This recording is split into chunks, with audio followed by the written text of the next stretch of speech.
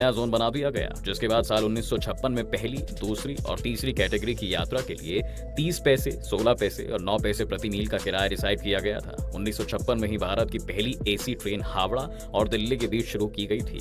Indian railway ने उसी साल दिल्ली और बॉम्बे सेंट्रल के बीच एक और एसी ट्रेन को चलाया। वही बात अगर करें तो रेलवे के research design and standards organisation यानी कि RDSO की स्थापना 1957 में रेल मंत्रालय के अंतर्गत की गई थी। इसका मुख्य काम रेलवे बोर्ड, रेलवे जोन्स और इसके यूनिट को टेक्निकल सुझाव देना था। SNFC को टेक्निकल एडवाइजर के रूप में चुनते हुए भारतीय रेलवे ने 25 kV AC इलेक्ट्रिफिकेशन करने का निर्णय लिया। इसके साथ ही 1959 में रेलवे ने यह फैसला लिया कि सभी यात्री डिब्बों में पंखे और लाइट की सुविधा दी जाएगी। 1961 में इलेक्ट्रिक इंजन के मैन्युफैक्चरिंग का काम शुरू हुआ और उसी साल डीजल इंजन बनाने के लिए भी वाराणसी में DLW यानी कि डीजल लोको वर्क्स की स्थापना की गई। इसी बीच दोस्तों 1984 में देश की पहली मेट्रो का संचालन कोलकाता में भी शुरू हो गया था। लोग इसे ट्रांसपोर्टेशन के क्षेत्रों में एक क्रांति के रूप में देखने लगे। इसके बाद साल 1985 में रेलवे ने कंप्यूटराइज्ड टिकटिंग और रिजर्वेशन सिस्टम के पायलट प्रोजेक्ट को शुरू किया और फिर अगले ही साल 1986 में इसे नई दिल्ली रेलवे स्टेशन पर लागू भी कर दिया गया। रेलवे कोच को बनाने के लिए कपूरथला में रेलवे कोच फैक्ट्री की स्थापना 1987 में की गई थी। दोस्तों इसी बीच ट्रेन की स्पीड को बढ़ाने का भी काम किया जाने लगा और 1988 में भारत की पहली हाई स्पीड ट्रेन शताब्दी एक्सप्रेस को नई दिल्ली और झांसी के बीच शुरू किया गया।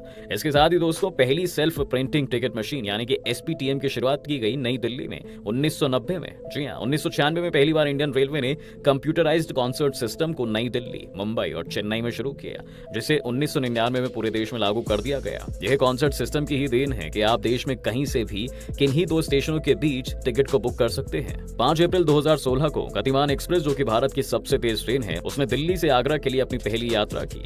इसकी स्पीड 160 किलोमीटर पर आवर है। दोस्तों इसके साथ ही अब इंडियन रेलवे ने घोषणा की है कि 2030 तक रेलवे का 100% इलेक्ट्रिफिकेशन कर दिया जाएगा। मार्च 2023 तक 14 राज्यों और केंद्र शासित प्रदेशों में इलेक्ट्रिफिकेशन का काम पूरा हो चुका है। देश के रेल नेटवर्क सिस्टम में रोजाना 13,169 पैसेंजर ट्रेन चलती हैं। इसके साथ ही भारत के रेल नेटवर्क सिस्टम में कई खामियां भी हैं। जी हाँ, जिसकी वजह से आए दिन दुर्घटनाएं होती रहती हैं, जिसमें भारी जान माल का नुकसान भी उठाना पड़ता है। इसकी वजह है कि आज भारतीय रेलवे सिस्टम के बहुत से कंप्यूटर काफी पुराने हो चुके हैं, जिन्हें रिप्लेस करना बहुत जरूरी हो चुका है। इसके साथ ही नई टेक्नोलॉजी को रेलवे सिस्टम में शामिल करना समय की जरूरत बन चुका है। हालांकि सरकार की तरफ से रेलवे के सुधार और विकास के लिए काम किया जा रहा है, लेकिन इसमें तेजी लाने की जरूरत है। Traffic control system, signal system, anti collision device कुछ ऐसे कंपोनेंट्स हैं जिन्हें रेलवे सिस्टम में जल्द शामिल करने से देश भारी नुकसान से बच सकता है। खैर दोस्तों, इस वीडियो में इतना ही। आप हमें कमेंट करके जरूर बताएं कि भारतीय रेलवे की यह जानकारी आपको कितनी अच्छी लगी। साथ ही ऐसी वीडियो को आगे भी देखने के लिए हमारे चैनल को सब्सक्राइब करके बेल आइकॉन को प्रेस कर दें, जिससे कि चैनल के सभी नोटिफिकेशन आपको तुरंत मिल जाएं। वीडियो देखने के लिए आप सभी का बहुत बहुत धन्यवाद।